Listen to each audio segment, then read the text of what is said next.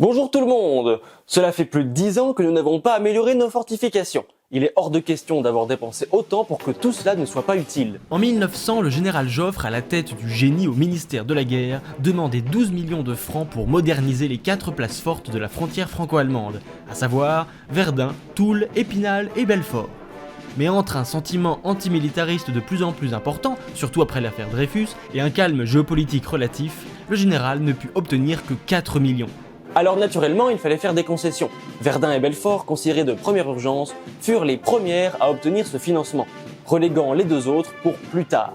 Le programme 1900 ne commence par exemple à Épinal qu'en 1905. C'est la Haute Commission des Places Fortes, créée en 1899, qui est chargée de piloter et d'uniformiser les chantiers dans toute la France. Elle remplaçait le comité de défense supprimé en 1882. C'est dire le peu d'intérêt que les politiciens et les militaires avaient pour les fortifications serrées de rivière durant cette période intermédiaire. Et désormais, tout change. Vous pensiez savoir à quoi ressemblait un fort serré de rivière ? Eh bien, vous avez tort. Le programme 1900 va drastiquement modifier leur plan, au point de se demander si nous regardons vraiment la même chose. Enfin, pour les rares forts qui ont eu la chance d'être améliorés, car oui, ce n'était clairement pas la majorité d'entre eux. Dites adieu à la maçonnerie et bienvenue au béton armé et aux tourelles blindées. Tout d'abord, voici la casemate de Bourges. Notre fort en obtient une seule, faute de place. Mais elles étaient majoritairement construites par paires. Leur objectif était de protéger les intervalles entre les forts. Chacune était armée de 2 canons de 75 mm. Et avant d'aller plus loin, n'oublions pas le remplacement total des caponnières par des coffres de contre-escarpe moins exposés, reliés au fort par des tunnels passant sous le fossé.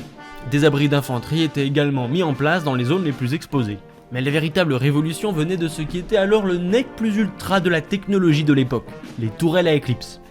La première à apparaître est une tourelle pour 2 75 mm raccourcis, un engin de plus de 100 tonnes monté sur un contrepoids, montant pour tirer et descendant pour recharger et viser. On trouvait aussi des tourelles à éclipse plus imposantes, de 155 R pour 1 ou 2 canons. Utilisant le même système, les tourelles mitrailleuses au nombre de 2 permettaient d'abriter chacune 2 mitrailleuses Hotchkiss, très pratiques pour viser les fantassins ennemis qui chercheraient à s'approcher. Et enfin, plutôt rare, une batterie cuirassée.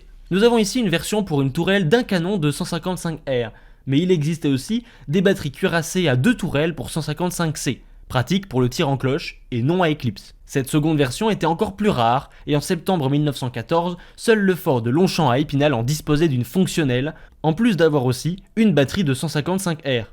La Première Guerre mondiale éclate, et les travaux sont abandonnés. Des projets étaient pourtant prévus jusqu'en 1917. Et voilà, vous connaissez l'histoire des premières fortifications contemporaines françaises. C'était pas si compliqué finalement.